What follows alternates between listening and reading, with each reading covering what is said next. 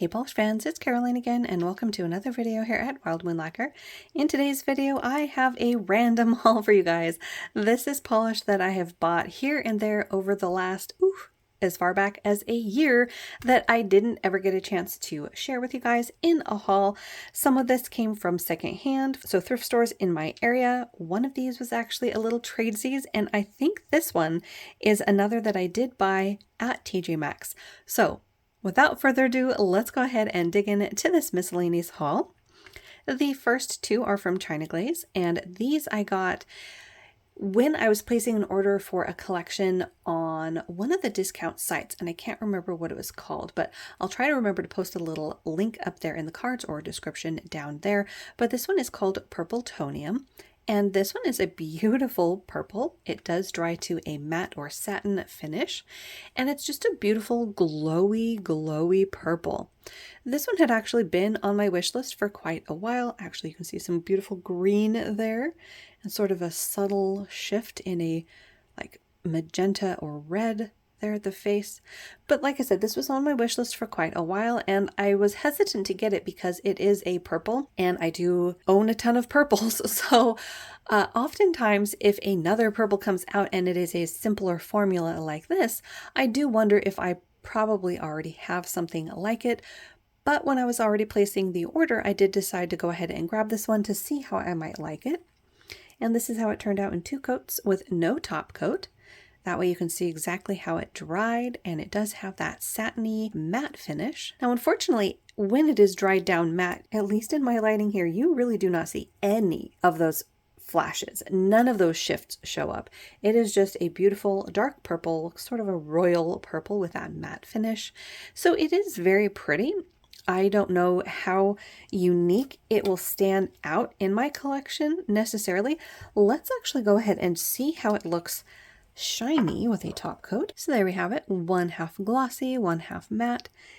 And I will say the sparkle for sure shows up way better when it is glossy. I am much more of a glossy girl, even though I often think a polish would look really beautiful matte. I just often don't do it. But I do like it better there in the glossy finish. Now, is it unique enough to my collection? That I can't say. I don't really know. I will say that it is, as I mentioned in the beginning, a pretty simplistic formula. There's not much going on. It does have that very subtle shift in there, but you don't really see that on the nail like at all in this light. So I don't know if that's something that I'll see come out to play in other lights. Maybe when I wear this out on my nails in sunlight, maybe some of the shifts will come out then. But as I've been doing with all of my other hauls over the last few months, I am going to tell you guys if something that I bought previously ends up being a regret or not. And I do think for this one, it falls into the regret category, or at least I could have talked myself out of it. Yeah, it's one of those colors that I wanted to see in person, but I do think today, if I were to redo a purchase, I'd probably skip it. So that was Glaze Purple Tonium. And we're going to put that upside down as the regret. The next one that I got in that same purchase was another Glaze, and this one was called Little Green Invaders. And I do believe these came out in the same collection. And this is one that had caught my attention from that collection as well, because it struck me as a very unique polish. It is this like slimy, swampy green that again has some shifts to it, that sort of red and gold there at the edges. There's also a more vibrant green that pops up at the face of the bottle, which is a different shade of green than the base is. Here is Little Green Invaders in 2 coats. This one does have a glossy top coat. And you guys, this one is actually really neat on the nails. This kind of reminds me of like a Pruggly shade, and I do see the shifts on this one. So from my angle, I'm seeing a more olive hue of green, where you're seeing that electric bright green. I'm seeing the electric bright green on this side of the nail. Then you have the other shifts, those sort of red and bronzes that I am seeing scattered across the nail as well in different patterns. So I'm seeing some red here and a little bit of bronze over on the other side where the olive green was. So actually, I think on camera you can sort of see that olive right there. I like this one. This is not a regret. This I think is pretty unique to my collection. greens are one of those shade families that I do like, but I can't say that I have nearly as many in my collection as I do purple. So I do think this has a chance of being somewhat unique to my collection. So that's not a regret. Pretty happy with that one. That was China Glaze's Little Green Invaders. Next up, this is a miscellaneous purchase that I actually made back in 2022. So this one was a purchase that I made directly through 77 Nail Lacquer, and I bought this one random polish along with a few top coats and an advent calendar, and I never ended up doing the haul, but this one is called Real Queens Fix Each Other's Crowns. So yeah, this poor little beauty has been sitting on the top of my dresser for over a year. But it is an absolutely stunning color. You see all those beautiful bar glitters? They are hollow. You've got hollow at the base of this as well. You've got a beautiful shifting shimmer that is one of my favorite shifts. It goes from red to green to gold. You also have red hollow glitter in here, and I think there might even be blue hollow glitter. Yeah, I think there is red and blue in here. This is such a unique polish. Here it is in just 2 coats with a glossy top coat, and look at those rainbows. Oh my goodness. This is absolutely spectacular, and like I said, completely unique to my collection. I love bar glitters. I know that's sort of a thing that people either hate or love, and I just cannot get enough of them. Have I worn many? No. But they're one of those things that I love to see in polish. And I just think in this particular kind, when it is a silver hollow, they look amazing on. I actually am probably going to add this to my winter rack and use this as a topper, because it's kind of hard to see in the bottle, but here it is on the brush. I think this one has topper possibilities. Yeah, look at those bar glitters. Oh, so fun. So this is another one that is definitely not a regret. This one definitely stands out among all of the other polishes that I have. I don't have anything with this combo. So that is 77 Nail Lacquer's Real Queens Fix Each Other's Crowns. Next up is one that I randomly found at TJ Maxx, and I don't know why they decided to cover the brand, but it is Orly in case you didn't recognize the bottle. And this one is called Beautifully Bizarre. And this one I did decide to go ahead and grab. I think you can see why. It again falls into that same color category. Oh, that was a different haul. I recently hauled a Dom nail polish from HHC that has a similar color story, a pink with a contrasting shimmer. In the Dom nail polish, it goes from blue to purple, whereas in Beautifully Bizarre, it is a green to aqua. But yeah, this is a color story that I do really like, and I do remember the name. I just don't remember from where. So when I saw this at TJ Maxx, I went ahead and grabbed it. Here it is in 2 coats with a glossy top coat. And this one actually is a beautiful one for winter. I was thinking in the bottle that this would be more of a spring polish, but as you can see, it doesn't come off very pink. This is more like an icy pink. It's very light, rather ethereal looking. You do get that beautiful aqua glow in here, but it didn't quite end up looking how I was expecting it. But I thought it was nice and opaque in just the 2 coats. In fact, I think most people would be just fine with the 2 coats. I don't think very many people would need to come back for a 3rd on this one, which is rather impressive for such a light, delicate shade. But does this fall into the regret category? I'm going to go with no on this one, simply because this one is a very different kind of polish from all of the other ones that I have that are a pink with a contrasting shimmer. It's a different look. It is not quite as punchy. It is more delicate and soft on the nail. So at least for the time being, especially for the price of $3.99, this one is not a regret either. So that one is Orly's Beautifully Bizarre. All right, next up is a really exciting one. This one is a Tonic nail polish. So some of you might know that Tonic nail polish doesn't make polish anymore, and they were one of my favorite brands. They were one of those brands that I want to say was of the first handful of brands that I ever found out about in the indie world. And I adored them. They had some amazing polishes. You might remember Peacock Parade, which was like viral. I mean, everyone wanted that polish. So this polish I got through a trade that I did with a viewer. And you guys, this one is spectacular. This one is Jinx. Now, I know I had a polish named Jinx but I think it was from Illyrian, and I actually destashed that years ago. And I know I never had this one. This is a beautiful silver linear holographic. So it has the linear holo as well as the gold shimmer. This is dazzling. So a huge thank you. You know who you are. Here it is in 2 coats with a glossy top coat. This is a stunning silver linear holo. It's actually a little lighter than I thought it would be given how it looked in the bottle, but I love how it ends up looking on the nail. It is stunning. So this one will be going into the silver linear holographic video that I've been compiling for months. I have a tote of them actually sitting over here of the ones that I've been compiling. So I've got a dozen or so from my own collection, and I do have more from the huge estate haul of nail polish that will probably be getting added once that section is over. But in any case, this one is absolutely gorgeous. Again, a huge thank you to the viewer for doing that trade with me. I can't fathom trying to find this polish, so I'm very happy to have this one in my collection. This is just stunning. So that one was Tonic Nail Polish, Jinx.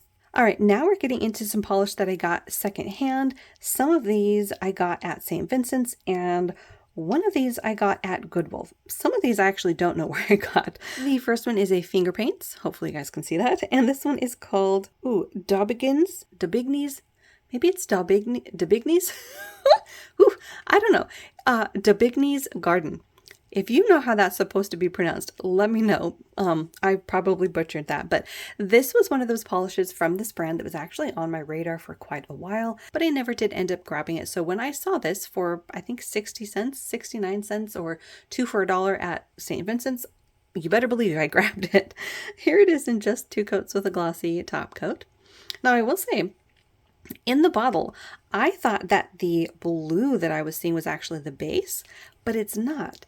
As you can tell here, there's actually like sheer blue glitters and then the iridescent glitters, which is a very unique combination. And this is it in 2 coats, so this is another that will have topper possibilities, similarly to Real Queens Fix Each Other's Crowns. But yeah, this is a stunning color. Yeah, this one is rather unique to my collection. Yeah, I'm very, very happy to finally have this. So that one is Finger Paints, Daubignies Garden. All right, next up are 2 more that I'm pretty sure I got at St. Vincent's as well. So again, 69 cents or 2 for $1. Both come from Pacifica. The first one is Minty Bikini. If you're a longtime viewer, you will know that minty green shades are one of those shades of green that I just adore. There's something about them that is just so fresh and appealing on the nail. I love how they end up looking. So I did grab this one, even though it is a basic cream. Here's how it looks in 2 coats with a glossy top coat. The formulation on this was spot on. This one was very well done. Nice and smooth to apply. Now again, Pacifica is another brand that doesn't really make polish, at least not in this line anymore. I don't remember what they called this line necessarily, but I think they've moved on to a different line of nail polish. So again, I was happy to be able to find some not available anymore polishes, especially at such a good price. With this color, I will say it's not the most super unique, but I do want to see how it compares to the other mints that I already own, because the formula is great. So if it ends up being better than some of the other formulas, it might replace some that I already have. If it doesn't stand the test of comparisons, then it might get destashed, but no real loss at only 60 cents. But that one was Pacifica's Minty Bikini. The second one from Pacifica, also 69 cents or 2 for $1, is Raspberry Beret. This is another one that had a stunning 2-coat formula, and this is a beautiful raspberry cream. This is stunning. This would have made a beautiful one for fall. I don't remember what time of year I got these, but it was at least a few months ago, so probably mid to late 2023. But yeah, beautiful color. This is another one that I will have to do some comparisons of at some point, because it's in that color family that I could probably compare it to some darker mauves. I could compare it to some berry shades. I could compare it to some dark pinks and just see where it lands, if it's unique enough, if I like it more or less than other polishes that I already own. But it is, like I said, a beautiful formulation and a gorgeous color. So happy, at least for the time being, to have that one in my collection as well. That one was Pacifica's Raspberry Beret. Next up is another one that I'm pretty sure also came from St. Vincent's. This is Pure Ice, and this one is called Dark Side. So again, this is another company that does not make polish anymore, at least in this line of polish. In any case, the Pure Ice brand doesn't exist anymore, and I have been grabbing any that I see that I like. So very happy to see this beautiful, rich, dusty purple with a beautiful large particle shimmer. So this one has sort of a dark gold that shifts to red. There's some speckles of maybe a green in there. This is beautiful. And you know, as a purple fan, I was very happy to find this one. So here's that one in 2 coats with a glossy top coat. I will say that the formula on this one, I don't know, maybe I needed to shake my bottle a little bit more, but it was a little bit patchy. Now, not so patchy that it's unwearable, because I think on you wouldn't really notice it as much, but when you have it on a clear swatch stick and you can put it up to the light, you can definitely see the swatch marks in here, especially when you compare it to the very smooth formulas of those two Pacificas. But it is a stunning color, and you can definitely see that beautiful shimmer on the nail. It's not exactly a glow, not like you would get from an indie, but it is very pretty. So again, for the cost, 60 cents or 2 for $1. Cannot complain, not a regret. That one is Pure Ice's Dark Side. The second polish I know came from St. Vincent's. I remember specifically finding it, and this is an older Revlon, and this was actually a backup bottle of Steel Magic. So I have the original bottle and I've had it for years. It was actually the very first polish that I remember ever seeing that was a duochrome. So I don't know what time frame that would have been, but in any case, it holds a special place in my nail polish journey and memories because it was the first. So when I saw another bottle of it available, again for 50 cents, you know I grabbed it. This one is absolutely stunning. If you don't have this or one like it, I highly recommend it. It is really pretty. It is one of those kinds of polishes that does completely change, but not so much like multi-chromes do. So with a multi-chrome, you get a lot of different colors on the nail at the same time. I feel like with this one, even though in the bottle you can see the purple and the green and the gray at the same time, this was one of those polishes that, at least if my memory serves me correctly, when I wore this, in some lights it would be purple and in other lights it would be green. So it was just such a neat experience to have for the first time, and it is a beautiful, rather vintage now, polish, or maybe almost vintage, I actually don't know. But here's how it looks in 2 coats with a glossy top coat. And yeah, in this lighting here, at least in person, I am seeing like half purple, half green in sort of a gray base. When I first wore this, it was one of those colors that just had me mesmerized because it was the first time I'd ever had a polish like it. So yeah, sort of nostalgia playing a key factor, but again, for 50 cents, I couldn't really pass it up. So very pretty polish there. So that was Revlon's Steel Magic. All right, the next two I think also came from St. Vincent's. I could be mistaken on that, but I think that's where I've been finding my polish lately. And these are both Essie Gel Coutures. And this one is Turn in Pose. So I actually don't have too many from this collection because of the price point. I actually don't really buy Essie's retail. I usually wait until they're available on a discount site like Trans Design, where I can get them at least under $6, if not less. But yeah, so I don't have a lot from this line, and this is a beautiful mix between like a royal purple and an eggplant. It is a stunning color. It is a cream. Here's how it looks in 2 coats with a glossy top coat. Now I will say the formulation on these two, at least on my swatch ring here, wasn't the best. I would say of the creams, the Pacificas were definitely just flawless, whereas these almost had a little bit of like bubbling when I did the first coat. Now they did even out here in the second coat, but it was noticeable as I was swatching. So just something to mention. I think that might come down to they're a little bit of a thinner formula than the Pacificas were. But this is a really beautiful color. Again, it is a purple and it is a cream, so I will have to do comparisons of it with the rest of my collection at some point to see if it stands out. But it is a beautiful shade, and again, for the price, I couldn't really say no. So that was Essie's Gel Couture in Turn and Pose. The second Essie Gel Couture is Take Me to Thread, and this one is a beautiful shade. It's actually a color that I find myself purchasing quite frequently because I just love it. It is this beautiful round leaning purple taupey gray. It's one of those shades that kind of reminds me of Merino Cool. I think this one might be lighter though. This is in 2 coats with a glossy top coat. And again, this one had a similar formula issue as the other one, where on that first coat I was almost getting like bubbling. So I don't know if that's an issue with the polish or what it is, but this color, you guys, I love this on me. This I find extremely flattering, and I love how saturated it is. The fun thing about this being a cream too is you can play around with different toppers on this. Yeah, very, very pretty. One of my favorite shades. So that was Essie Gel Couture, Take Me to Thread. And then the very last polish of this miscellaneous haul comes from Goodwill. This is another Essie, this time in their regular line, and this was part of their remix collection. And this is Wicked Fierce.